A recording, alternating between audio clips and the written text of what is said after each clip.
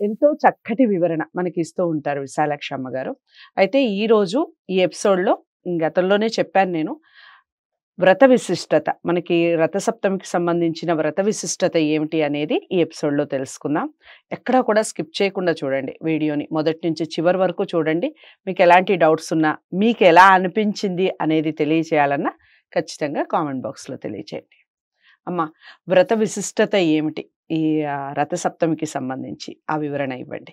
ఆదిదేవ నమస్తుభ్యం ప్రసీద మమ భాస్కర దివాకర నమస్తుభ్యం ప్రభాకర నమోస్తుతే భానో భాస్కర మార్తాండ చండ రశ్మి దివాకర ఆయుర్విజయం ఆరోగ్యం శ్రియం పుత్రాంశ్చ దేహిమే. మనము ఇవాళ సూర్య భగవానుడి గురించి మరింత విశేషంగా తెలుసుకోబోతున్నాము. రథసప్తమిని ఎలా ఆచరించాలి అన్నది కూడా మనం సవివరంగా తెలుసుకుంటాము. సూర్య భగవానుడు సర్వరోగ హరుడు, ఆరోగ్య ప్రదాత, అభయ ప్రదాత, ఐశ్వర్య ప్రదాత, జ్ఞాన ప్రదాత, అన్న ప్రదాత. ఆయన భక్త రక్షకుడు. వీటన్నింటికీ కూడా మనకి అనేకమైన ఉదాహరణలు, ఉపపత్తులు, కథలు మనకి పురాణాలలో మహర్షులు మనకి తెలియజేశారు. ఒకప్పుడు కాంభోజ రాజైనటువంటి యశోవర్మ, ఆయన తనకి ఎన్నో పూజల ఫలంగా లేక పుట్టిన ఏకైక కొడుకు రోగగ్రస్తుడయ్యాడు. ఆ పిల్లవానికి జబ్బు చేసింది, ఎన్ని మందులు వాడుతున్నా తగ్గటం లేదు. అప్పుడు సూర్య భగవానుడిని ఆరాధించి రథసప్తమి వ్రతాన్ని ఆచరించాడు.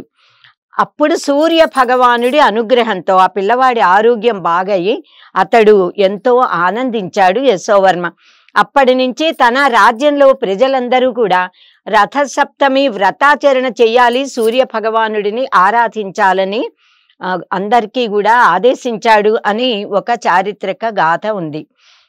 శ్రీకృష్ణుడి కుమారుడైనటువంటి సాంబుడు, ఆ సాంబుడికి మహర్షి శాపం వల్ల కుష్ఠరోగం వచ్చింది. అప్పుడు బ్రహ్మదేవుడు, నువ్వు సూర్య భగవానుడిని ఆరాధించు, నీ రోగం నయమవుతుంది అని చెప్పాడు. సాంబుడు ఎంతో భక్తితో చంద్రభాగా నదీ తీరంలో వేప వృక్షాల మధ్యలో ఉండి సూర్య ఆరాధన చేశాడు. జబ్బు పూర్తిగా తగ్గిపోయింది, ఆరోగ్యవంతుడయ్యాడు. అప్పుడు కృతజ్ఞతతో కోణార్కులో అద్భుతమైన సూర్య దేవాలయాన్ని నిర్మించి సూర్యనారాయణ స్వామిని అక్కడ ప్రతిష్ఠించాడు. మనమందరము కూడా కోణార్కుని దర్శిస్తున్నాము. పరమ అద్భుతమైన వైజ్ఞానిక శక్తి కూడా మనకు అక్కడ కనిపిస్తుంది. సమయము మన గడియారంలో రిస్ట్ వాచ్లో ఎలా ఉందో అంత సెకండ్లు కూడా తేడా లేకుండా అక్కడ అద్భుతమైనటువంటి గడియారము కేవలము సూర్యకిరణాలతో నడుస్తున్న ఆ గడియారాన్ని కూడా మనం చూడగలుగుతాము. ఇంకా ఒకసారిట దేవేంద్రుడు పరమేశ్వరుడి దర్శనానికి వెళ్ళాడట కైలాసానికి. ఆ సమయంలో శివపార్వతులు ఏకాంతంలో ఉన్నారు, ఇప్పుడు దర్శనానికి వీలు పడదు అని నందీశ్వరుడు దేవేంద్రుణ్ణి లోపలికి అనుమతించలేదట, వెళ్ళొద్దన్నాడట. అయితే నందీశ్వరుడి మాటలు వినకుండా ఇలా లోపలికి వెళ్ళడానికి దేవేంద్రుడు ప్రయత్నం చేస్తే ఒక్క తాపు తన్నాడట నందీశ్వరుడు దేవేంద్రుణ్ణి. దాంతో ఎగిరి పడ్డాట దేవేంద్రుడు. ఒళ్ళంతా దెబ్బలు తగిలి బాధపడుతూ ఉంటే ఆయన రాత్రి నిద్రలో ఒక కలలో ఇలా వినిపించిందనమాట, నువ్వు గనక సూర్య భగవానుణ్ణి ఆరాధిస్తే నీ దేహానికి తగిలిన గాయాలు బాధలన్నీ కూడా నయమవుతాయి అని. వెంటనే దేవేంద్రుడు అరసవెల్లిలో శ్రీ సూర్యనారాయణ స్వామి దేవాలయం అది, అక్కడ ఛాయా ఉషా సంజ్ఞ పద్మిని సమేతమైనటువంటి శ్రీ సూర్యనారాయణ స్వామిని ప్రతిష్ఠించాడు. ఆ ఆలయం యొక్క గొప్పదనం ఏమిటి అంటే దేవేంద్రుడు ప్రతిష్ఠించినది కదా, చక్కగా సూర్యనారాయణ స్వామి విగ్రహం యొక్క పాదాలను సూర్యకిరణాలు తాకుతూ ఉంటాయి, మనం చూడొచ్చు మన కళ్ళతో. అలాంటి సూర్యనారాయణ స్వామిని ఆరాధిస్తే ఆయన మన ధర్మబద్ధమైన సర్వకామనలని కూడా తీర్చి మనకి ఆరోగ్యాన్ని ఆయుర్దాయాన్ని అనుగ్రహిస్తాడు. మయూరుడు అనే కవి తనకు కలిగిన కంటి జబ్బు పోగొట్టుకోవడానికి మయూర శతకాన్ని రచించాడు. శ్రీ సూర్యనారాయణ స్వామి అనుగ్రహంతో ఆయన పూర్తిగా ఆరోగ్యవంతుడయ్యాడు. అలా రథసప్తమి రోజున శ్రీ సూర్యనారాయణుడిని ఆరాధించి సత్రాజిత్తు సూర్య భగవానుడి వలన రోజుకి 12 బారుల బంగారాన్ని అనుగ్రహించే శమంతక మణిని పొందాడు. సూర్య భగవానుడు అనుగ్రహించి ఇచ్చాడు. శ్రీ సూర్య భగవానుడిని గురువుగా ప్రార్థించి ఆంజనేయ స్వామి ఆయన వద్ద నుంచి చతుర్వేదాలను, ఉపనిషత్తులను, వ్యాకరణాన్ని అభ్యసించాడు. అలాగే యాజ్ఞవల్క్య మహర్షి గురువు, ఆయన చాలా గొప్ప శిష్యుడు, కానీ గురువు కోపానికి ఆయన కారణము అయి, గురువు నేను నీకు ఇచ్చిన విద్యనంతా వదిలేయనంటే వమనం చేసి ఏ జ్ఞానము లేక అప్పుడు సూర్య భగవానుడిని ఉపాసిస్తే సూర్య భగవానుడినే గురువుగా భావించి నన్ను శిష్యుడిగా గ్రహించి జ్ఞాన బోధ చెయ్యమనంటే సూర్య భగవానుడు పూర్వము అతను గురువు దగ్గర నేర్చుకున్నటువంటి ఆ ఉపనిషద్ విద్యని, యజుర్వేదాన్ని ఆయనకి మళ్ళీ తిరిగి బోధించి బ్రహ్మ జ్ఞానాన్ని కూడా కలిగించి జ్ఞానవంతుణ్ణి చేశాడు. శ్రీ సూర్యనారాయణ స్వామిని ప్రార్థించి ధర్మరాజు వనవాస సమయంలో అక్షయ పాత్రని పొందాడు అన్నది మనందరికీ కూడా తెలుసు కదా. పాండవులతో పాటు అరణ్యానికి వచ్చిన వారందరికీ కూడా ఆ అక్షయ పాత్రతో పంచభక్ష్యాలతో, పరమాన్నాలతో భోజనం పెట్టగలిగాడు ధర్మరాజు. శ్రీ సూర్యనారాయణ స్వామిని నిత్యము ప్రార్థించే ద్రౌపదీదేవిని కీచకుడు సమీపించబోతున్నప్పుడు సూర్య భగవానుడు ఒక గంధర్వుడిని ద్రౌపదీదేవి రక్షణకి పంపించాడు. అతడు గుప్తంగా ఎవరికీ కనిపించకుండా వచ్చి ద్రౌపదీదేవిని సమీపించబోతున్న కీచకుడిని తోసి పడేసి ఆమెని రక్షించాడు. ఇలా ఎవరు ఏ ఆపదలో ఉండి ఏ విధమైన రక్షణ కోరినా అనుగ్రహించి కాపాడే దైవము, ప్రత్యక్ష దైవము శ్రీ సూర్యనారాయణ స్వామి. ఇప్పుడు మనం రథసప్తమి రోజున ఆచరించవలసిన వ్రత విధానాన్ని గురించి కూడా తెలుసుకుందాం. భవిష్యోత్తర పురాణంలో ఇంకా చాలా పురాణాలలో ఈ వివరాలన్నీ కూడా చెప్పారు. శ్రీ సూర్యనారాయణ స్వామికి స్నానము, అర్ఘ్యము, తర్పణము, నమస్కారములు అంటే చాలా ప్రీతి. గోధుమలు అంటే చాలా ఇష్టం గనక గోధుమ పరమాన్నము నైవేద్యం పెడుతూ ఉంటారు.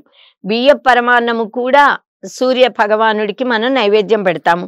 కనుక రథసప్తమి రోజున సూర్యోదయానికి కంటే ముందే నిద్ర లేచి స్నానం చేసి ధౌత వస్త్రాలని ధరించాలి. అసలు మాఘమాసమంతా సంకల్ప సహితంగా స్నానం చెయ్యాలి అని చెప్తారు. దానివల్ల ఎన్నో శుభాలు కలుగుతాయి. స్నానానికి ప్రత్యేకం ఈ మాఘమాసము అన్నది. రథసప్తమి నాడు సప్తమి మాతకు నమస్కరించాలి. జననీ త్వం హి లోకానాం సప్తమి సప్త సప్తికే సప్త వ్యాహృతికే దేవి నమస్తే సూర్యమాతృకే. ప్రాణులన్నింటికీ, విశ్వంలోని లోకాలన్నింటికీ తల్లివైన ఓ శ్రీ సూర్యనారాయణుని మాతృదైవమా, ఓ సప్తమీ దేవి, సప్త వ్యాహృతి స్వరూపమా నీకు నమస్కారము అంటూ సప్తమి తిథిని ప్రార్థించాలి. సూర్యుడికి ప్రీతికరమైంది జిల్లేడాకు, అర్కపత్రము అని అంటాము. ఎందుకంటే అర్కుడికి ఇష్టము కనుక అది అర్కపత్రము. జిల్లేడుతో పాటుగా చిక్కుడాకులకి కూడా సూర్య శక్తిని అధికంగా ఆకర్షించి స్వీకరించే, తనలో ఇముడ్చుకునే శక్తి ఉంది. అందుకే ఆ రథసప్తమి నాడు వాటికి అంతటి ప్రాముఖ్యత ఏర్పడింది. జన్మ జన్మలుగా చేసినటువంటి పాపాలన్నిటినీ కూడా పోగొట్టి శోక రోగాలను తొలగించాలని, మనోవాక్కాయాలతో అజ్ఞానంతో తెలిసి తెలియక చేసిన 7 విధాలైన పాపాలను, 7 జన్మలలో చేసిన పాపాలను కూడా, రోగాలను కూడా తొలగించాలని శ్రీ సూర్య భగవానుడిని కోరుతూ రథసప్తమి నాడు 7 జిల్లేడాకులను, 7 చిక్కుడాకులను, 7 రేగు పళ్ళను తల మీద, భుజాల మీద, కాళ్ళ మీద కూడా పెట్టుకుని మనం స్నానం చెయ్యాలి. పురుషులు 7 జిల్లేడాకులు పెట్టుకుని, స్త్రీలు 7 చిక్కుడాకులు పెట్టుకుని స్నానం చేయాలి, తల మీద పెట్టుకుని స్నానం చేయాలి అని కొంతమంది చెప్తారు. సూర్యోదయ సమయంలోనే స్నానం చేయాలని కొంతమంది అంటారు. సూర్యోదయానికి పూర్వమే స్నానం చేసి సూర్యునికి నమస్కరించాలి. సూర్యోదయ సమయంలో సూర్య నమస్కారాలు చేయాలని, రథసప్తమి వ్రతాచరణ ప్రారంభించాలని చెప్తారు. అలా తల మీద మన దేహం మీద పెట్టుకుని ఆ జిల్లెడాకుల్ని, తర్వాత రేగు పళ్ళని, చిక్కుడాకుల్ని పెట్టుకు స్నానం చేయడం వల్ల సూర్య కిరణాల శక్తి, సూర్యుల్లోని సౌరశక్తి కిరణాల్లోని కాంతి మన సహస్రారంలో నుంచి దేహం మొత్తంలోకి ప్రసరించి మనకి శారీరకమైన, మానసికమైన, ఆధ్యాత్మికమైన శక్తి కలుగుతుంది అని, రాబోయే ఎండల తీవ్రతని తట్టుకోగల శక్తి మన దేహానికి వస్తుందని చెప్తారు. రేగుపళ్ళు మనకున్న చీడ పీడలని, దృష్టి దోషాలని పరిహరిస్తాయి. మనం స్నానం చేసేటప్పుడు అనేకమైన శ్లోకాలు ఇచ్చారు పురాణాలలో. ఏ శ్లోక పఠనం చేస్తూ స్నానం చెయ్యాలి, ఏ శ్లోక పఠనాలు చేస్తూ అర్ఘ్యం ఇవ్వాలి, ఇవన్నీ మహర్షులు మనకి తెలియజేశారు. యద్యన్మ కృతం పాపం మయా సప్తసు జన్మసు తన్మే రోగంచ శోకంచ మాకరి హంతు సప్తమి.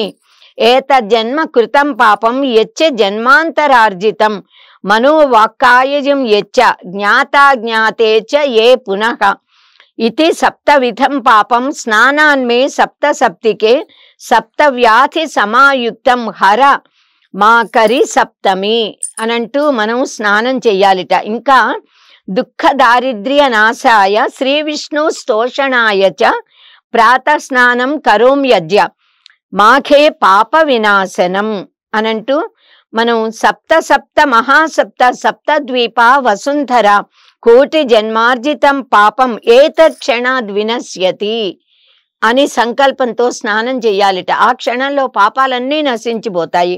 మాకరస్తే రవౌ మాఘే గోవిందాచ్యుత మాధవ స్నానేన అనేన మే దేవ యథోక్త ఫలదో భవ అని ప్రార్థిస్తూ స్నానం చెయ్యాలి. తర్వాత శ్రీ సూర్యనారాయణ స్వామికి అర్ఘ్యం ఇవ్వాలి. అర్ఘ్యం ఎలా ఇవ్వాలి అని అంటే, ఒక రాగి చెంబులో, రాగి సూర్యుడికి చాలా ఇష్టం, రాగి పాత్రలో, రాగి చెంబులో గంగా జలం పోయాలి. శుద్ధ జలము పోసి రక్త చందనం వేసి, కుంకుమని వేసి, కుంకుమ అక్షతలు వేసి, ఎర్ర మందార పుష్పం, ఎర్ర గన్నేరు పుష్పం, ఎరుపు రంగు పుష్పాలను వేసి, రాగి నాణాలని అందులో వేసి, ఆ చెంబును 2 చేతులతో పట్టుకుని నేల మీద సూర్యుడికి అభిముఖంగా మోకాళ్ళ మీద కూర్చుని అలా చెంబు పట్టుకుని సూర్య స్తోత్రం చేసి మంత్రాలు చెప్తూ అర్ఘ్య ప్రదానం చెయ్యాలి అని చెప్పారు. అర్ఘ్యం ఇచ్చేటప్పుడు సూర్య భగవానుడికి నమస్కరించి ఇలా చెప్పాలి: జననీ సర్వలోకానాం సప్తమి సప్తసప్తికే సప్తవ్యాహృతికే దేవి నమస్తే సూర్యమండలే సవిత్రే ప్రసవిత్రే చ పరంధామ జలే మమ త్వత్తేజసా పరిభ్రష్టం పాపం యాతు సహస్రధ సప్త వహ ప్రీత సర్వలోక ప్రదీపన సప్తమి సహితో దేవ గృహాణార్ఘ్యం దివాకర అంటూ సమర్పించాలి. మనం ఆ రోజు ప్రతిరోజు కూడా విశేషంగా రథసప్తమి నాడు అరుణ పారాయణ చెయ్యొచ్చు, శ్రీ సూర్యోపనిషత్తుని చదువుకోవచ్చు, ఆదిత్య హృదయం కానీ, సూర్య స్తోత్రం కానీ, సూర్యమండల స్తోత్ర శ్లోకాలు కానీ మనం పఠించుకోవచ్చు. సూర్యమంత్ర జపాన్ని మనం జపించవచ్చు. సంక్రాంతి పండుగ నాడు ఇంటి ముందు సంక్రాంతి ముగ్గుతో పాటుగా రథం ముగ్గును కూడా వేస్తాము. రథం చక్రాలు బయట నుంచి మన ఇంట్లోకి వస్తున్నట్లుగా ఆ పగ్గాల త్రాడుని మన ఇంటి గుమ్మం ముందుకి వేస్తాము. అంటే శ్రీ సూర్యనారాయణ స్వామిని మనం మా ఇంట్లోకి రమ్మని, మా పూజలు అందుకుని మమ్మల్ని కటాక్షించమని ప్రార్థిస్తున్నాము. మేం చేసే పూజలు స్వీకరించమని వేడుకుంటున్నామని అర్థం. రథసప్తమి రోజున ఇంట్లో రథం ముగ్గు వేస్తాము, కానీ ఇంట్లో సూర్యనారాయణ స్వామిని పూజిస్తాము. ఇంటి ముందు రథం ముగ్గు ఎలా వేస్తాము అని అంటే, రథం ముగ్గు చక్రాలను మన ఇంటి వైపుకి వేసి గుమ్మం వైపుకి, ఆ పగ్గాలను తాడుని ఉత్తరం దిశకి వెళ్ళేలాగా అలా వేస్తాము. అంటే ఆయనను ఇన్ని రోజులు మా ఇంట్లో పూజలు స్వీకరించి ఈ రోజు కూడా రథసప్తమి నాడు మేము చేసే విశేషమైన పూజలను స్వీకరించాక, స్వామి నీవు మళ్ళీ లోకులందరినీ అనుగ్రహించడానికి నీ ప్రయాణం సాగించమని వేడుకుంటున్నాము, ప్రార్థిస్తున్నాము అని దాని వెనకాలన్న అంతరార్థం అన్నమాట. ఇంకా రథసప్తమి వ్రతాచరణను ఇలా ప్రారంభించాలి. రథసప్తమి రోజున ఆరు బయట సూర్యకిరణాలు పడుతున్న చోట తూర్పు దిక్కున తులసి కోట దగ్గర ఆవు పేడతో నేలంతా చక్కగా అలికి స్థలాన్ని శుభ్రపరిచి బియ్యం పిండితో అష్టదళ పద్మం వేయాలి ముగ్గు. ఆ ముగ్గుని పసుపు కుంకుమలతో అందంగా అలంకరించాలి. అక్కడ మనం పొయ్యిని పెట్టాలి. ఆ ధనుర్మాసం నెల రోజులు పెట్టినటువంటి ఆ గొబ్బెమ్మలని పిడకలు చేసి ఎండబెట్టాం కదా, ఆ ఆవు పిడకలని లేదా ధనుర్మాసం నెల రోజులు పెడతాము. ఆ పిడకలతో చక్కగా పొయ్యి రాజేసి, అంటే ఆ గొబ్బెమ్మలు పెట్టాం కదా, గొబ్బెమ్మల ఆవు పేడల పిడకలు, ఆ పిడకలని మనం అంటించి కొత్త రాగి పాత్రలు లేక మట్టి పాత్రలో చక్కగా ఆవు పాలు పోసి పొంగించాలి. 3 సార్లు అది పొంగాలి. తర్వాత అందులో కడిగినటువంటి కొత్త బియ్యాన్ని వేసి చెరుకుగడ ముక్క, కడిగినటువంటి చెరుకుగడ ముక్కతో కలిగి పెడుతూ ఆ అన్నాన్ని ఉడికించాలి. ఆ బియ్యం ఉడికి అన్నం అయిన తర్వాత అందులో బెల్లం వేసి ఏలకుల పొడి వేసి ఆవు నెయ్యి వేసి కలిపి పరమాన్నం తయారు చేయాలి. సూర్య భగవానుడికి షోడశోపచార పూజ చెయ్యాలి. పరమాన్నాన్ని చిక్కుడుకాయలతో చేసిన 7 చిక్కుడుకాయలతో ఒక రథంలా 7 రథాలను చేసి పెట్టుకుని ప్రతి రథం మీద కూడా ఒక చిక్కుడు ఆకుని వెయ్యాలి. ఆ చిక్కుడు ఆకుల రథాల మీద చిక్కుడు అంటే కాడలతో ఇలా రథం చేస్తాము. చిక్కుడు ఆకులు వేసి ఆ 7 మీద ఈ వండినటువంటి పరమాన్నాన్ని పెట్టి సూర్య భగవానుడికి నైవేద్యం పెట్టి వాటిని ఈ అగ్నిలో హుతం చెయ్యాలి. అగ్నిలో వేసినవి సూర్య భగవానుడు స్వీకరిస్తాడు.